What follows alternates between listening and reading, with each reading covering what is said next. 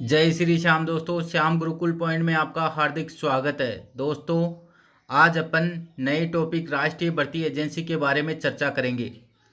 दोस्तों, राष्ट्रीय भर्ती एजेंसी में क्या क्या प्रावधान किया गया है, क्या क्या नियम बनाए गए हैं, क्या क्या परीक्षाएं आयोजित होगी, इन सब के बारे में आज अपन अध्ययन करेंगे। तो आइए देखते हैं। केंद्र सरकार ने राष्ट्रीय भर्ती एजेंसी के गठन को मंजूरी दे दी है। यह एजेंसी ग्रुप बी और ग्रुप सी के गैर तकनीकी पदों के लिए उम्मीदवारों की स्क्रीनिंग के लिए साझा पात्रता परीक्षा सीईटी करवाएगी।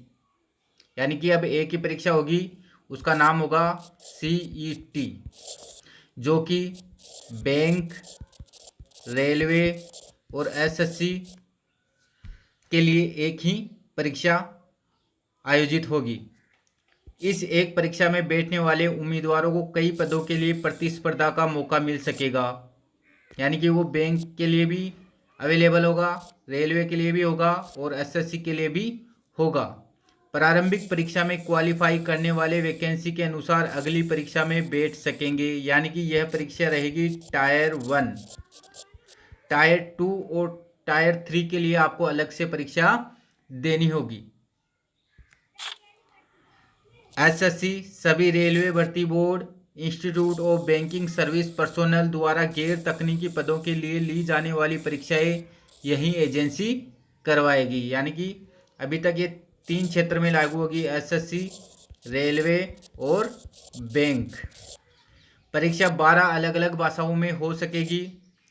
एनआरए वर्ष में 2 बार ऑनलाइन माध्यम से सीईटी आयोजित करेगा। यानी कि यह परीक्षा जो सीईटी परीक्षा होगी, एक ही परीक्षा होगी, वो भी वर्ष में 2 बार होगी।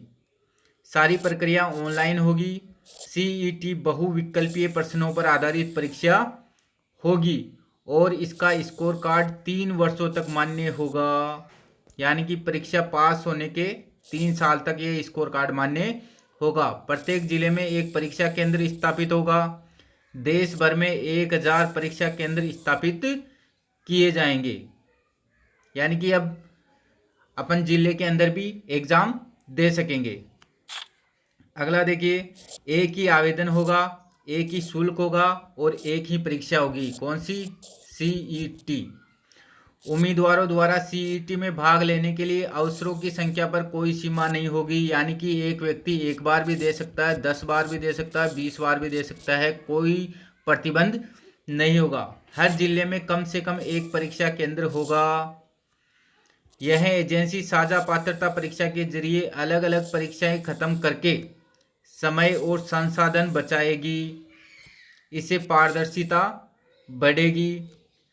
सरकार ने एनआरए के लिए 1517.57 करोड़ रुपए मंजूर किए हैं। ये जीके की दृष्टि से महत्वपूर्ण प्रश्न बन जाता है।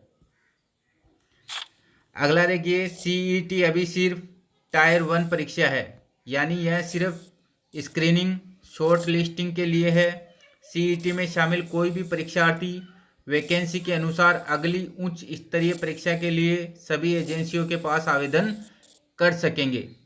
सीईटी स्कोर के आधार पर ये एजेंसियां अलग से टीयर 2 और 3 की स्पेशलाइज परीक्षाएं आयोजित करेगी। यानी कि टीयर 1 पास करने के बाद में ये नहीं है कि आपको जॉब मिल गई, आपको टीयर 2 और टीयर 3 के लिए आपको अलग से परीक्षा देनी होगी। पढ़ाई के स्तर के आधार पर एनआरए भी 3 स्तर पर सीईटी संचालित करेगा।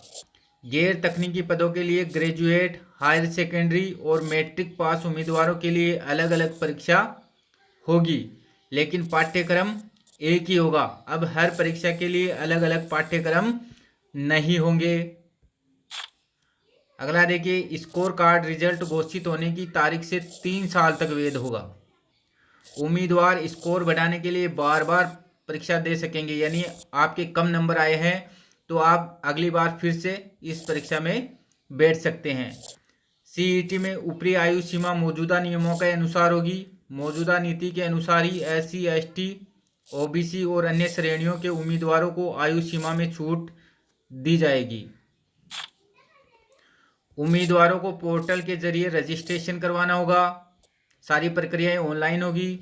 इसी दौरान परीक्षा केंद्र के लिए अपनी पसंद भी बतानी होगी। उपलब्धता के आधार पर उन्हें परीक्षा केंद्र आवंटित किए जाएंगे।